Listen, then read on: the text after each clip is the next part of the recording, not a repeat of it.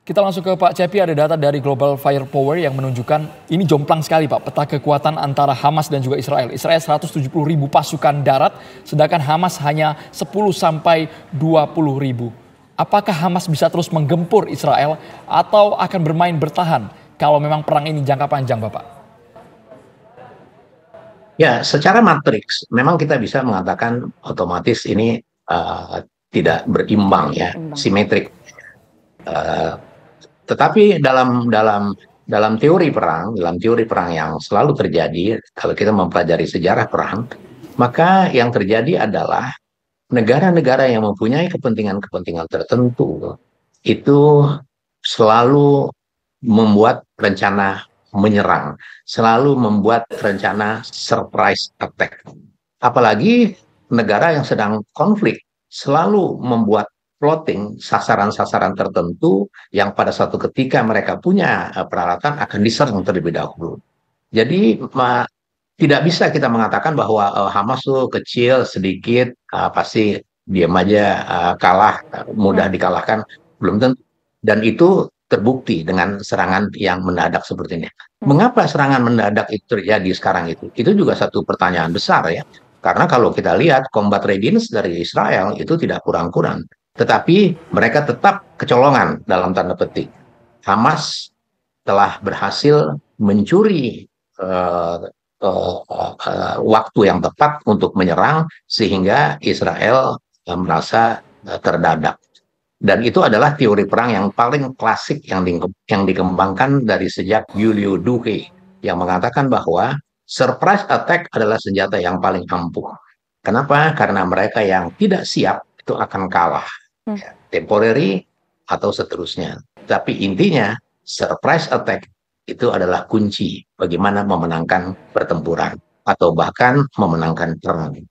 Sekali lagi, kekuatan secara matrik, kekuatan secara arsenal persenjataan tidak bisa menjadikan sebuah ukuran bahwa yang satu akan kalah, yang satu akan menang. Sekali lagi, di balik itu ada tadi yang sudah saya sampaikan, ada konspirasi teori, ada kepentingan lain yang sulit untuk dibuktikan, yaitu bagaimana meningkatkan teknologi dari sistem persenjataan yang diproduksi oleh global military industry. Oke.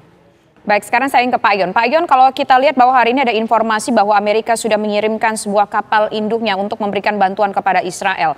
Nah, kalau seandainya Amerika jauh lebih lagi terlibat begitu, bagaimana kemudian bantuan terhadap Hamas ataupun juga Palestina untuk perang ini? Apakah akan menjadi sebuah konflik eskalasi global? Atau mungkin katakan Rusia akan juga memberikan bantuan kepada Palestina ataupun Hamas, kemudian juga ada Turki di sana, kemudian akan memberikan bantuan, atau mungkin juga Cina akan ikut turun tangan, Pak Yon. Analisis Anda. Ya, ini kan berpotensi bahwa perang ini akan panjang. Tetapi tentu Hamas juga akan menghitung ya, sejauh mana mereka bisa bertahan. Kalau hanya mengandalkan kekuatan internal Hamas, saya kira dalam waktu singkat itu bisa dihancurkan oleh Israel. Hanya saja memang Israel hanya mampu melakukan serangan-serangan udara. Tetapi ketika harus berperang di darat, masuk ke Gaza, itu sangat diperhitungkan ya, karena Hamas sendiri beberapa kali juga menginginkan yang mencoba memancing agar Israel masuk ke ke dalam Gaza yang di situ di dalamnya nanti akan terjadi perang gerilya kota yang dikhawatirkan bahwa Israel tidak siap dengan medan yang ada di Gaza. Maka hal yang dilakukan adalah kemudian banyak serangan-serangan udara untuk meluluhlantakkan, bahkan targetnya menjadi tidak bisa dipisahkan mana militer dan mana sipil ya. Dan kalaupun iya, maka kemudian bantuan Amerika nampaknya juga akan mencoba untuk mensupport ya, mendukung operasi-operasi Israel untuk bisa menguasai Gaza. Tapi Gaza sendiri kan dalam beberapa kesempatan itu kan banyak ya mendapatkan bantuan dari Iran. Kemudian juga penyelundupan senjata juga banyak juga dari Rusia lewat laut ya, dan wilayah-wilayah yang lain.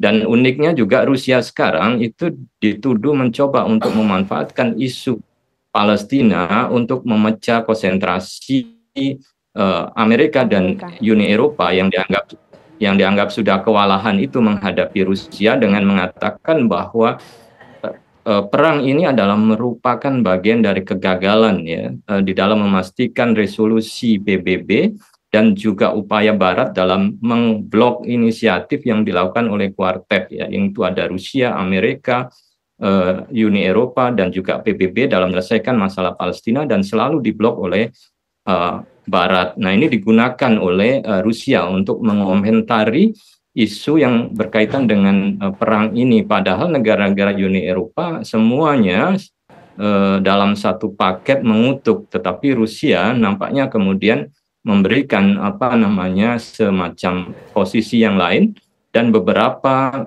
komunikasi dengan dukungan Hamas terhadap Rusia itu juga berapa kali statement itu terjadi, dan ini saya kira berpotensi tadi untuk mengalihkan ya perang Rusia Ukraina itu tensinya ke perang ini, dan saya kira juga akan melibatkan negara-negara lain karena Palestina dianggap sebagai simbol ketidakadilan yang dilakukan oleh Barat. Nah, ini saya kira akan tidak hanya perang fisik, tetapi juga nanti ya, propaganda dan lain sebagainya akan sangat menentukan ya di dalam menghadapi perang. Tapi kan bagaimana kemudian apakah Amerika dan Israel mampu mendapatkan justifikasi secara internasional ya, moral etik internasional dalam melakukan aksi militernya nanti di Gaza, karena beberapa dekade belakangan kan Amerika sering dituduh gagal di dalam menjustifikasi aksi-aksi militer. Apakah ini akan